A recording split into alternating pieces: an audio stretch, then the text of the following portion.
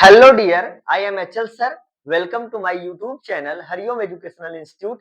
Today's topic in English grammar narrations part assertive sentence are statements.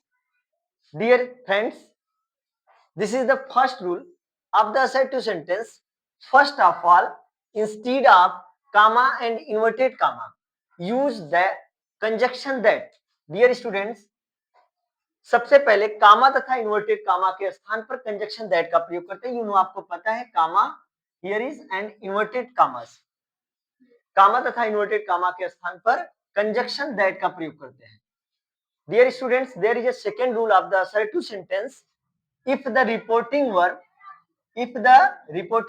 Is in the present और future tense, then the tense of the reported speech is not changed.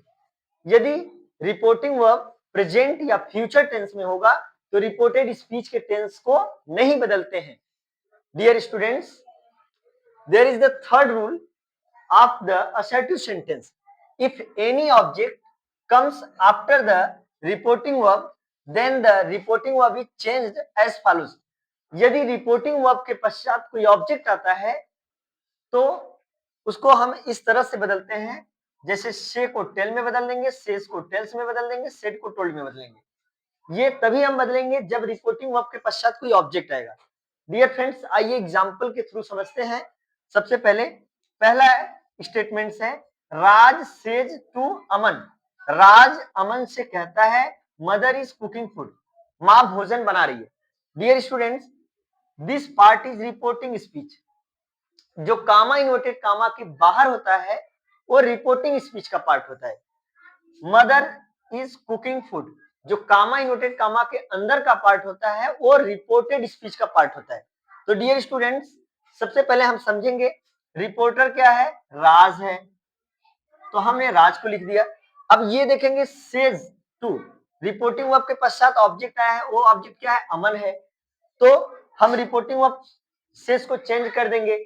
किसमें change करेंगे, इसमें change कर देंगे, says को tales में change कर देंगे। तो राज टेल्स अमन।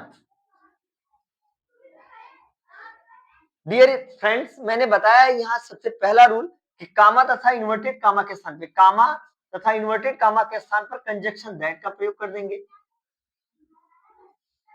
डियर फ्रेंड्स, अगला पार्ट जो है रिपोर्टेड स्पीच का, मदर इज कुकिंग फूड, ये प्रेजेंट कॉन्टिन्यूअस टेंस में है, लेकिन रिपोर्टिंग वर्ब हमारा प्रेजेंट टेंस में है, इसलिए रिपोर्टेड स्पीच के टेंस को हम बदलेंगे नहीं, इसलिए हम इसको जैसे है वैसे सेम लिख देंगे। Mother is cooking